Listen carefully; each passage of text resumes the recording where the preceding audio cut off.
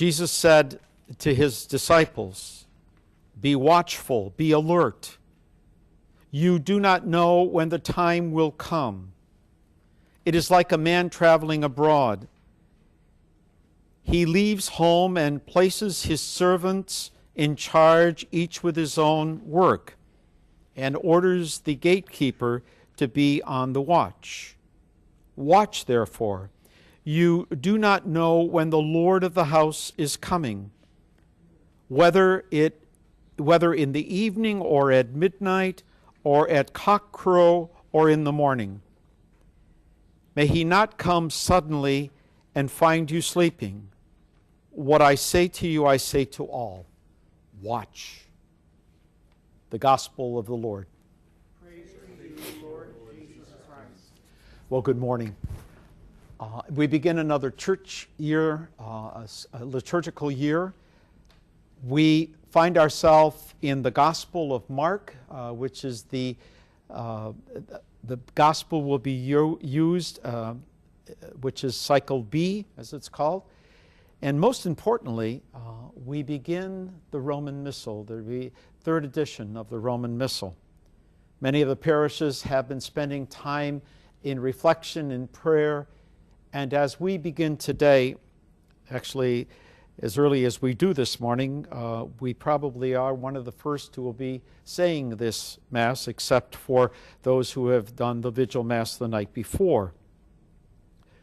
But what's important is that we're called to watch. And I suppose in the next few months when we use the prayers of the Mass, we all need to watch. Primarily the priest, because the changes are real and we need to be more attentive. And so as we do that, we begin this new liturgical season with a season of Advent.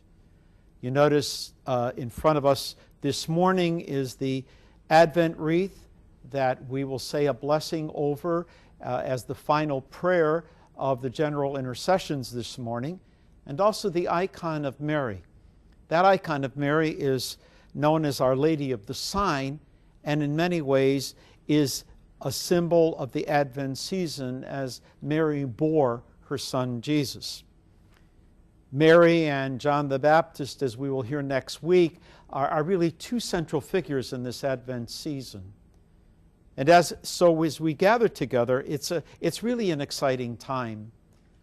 Many of you who watched TV this morning are probably remembering when we went from Latin until English. And now we go from English to a new translation. Now that doesn't mean that the old translation was wrong. It just means that we're becoming more true, if you will, to the scriptural nuances that you will hear as we pray the Mass, even to the point of the Lord be with you and with your spirit. It is very true in Luke's writings, but also in Paul's writing, that the greeting is "and with your spirit," with a full sense of God's presence, God's love. And so we use that now, and we will continue to use it. It's truly an exciting time. It's a time to become more conscious of what we pray, conscious of what we do, and in that way, by doing so, hopefully we become more aware of who we are praying to and how we are praying.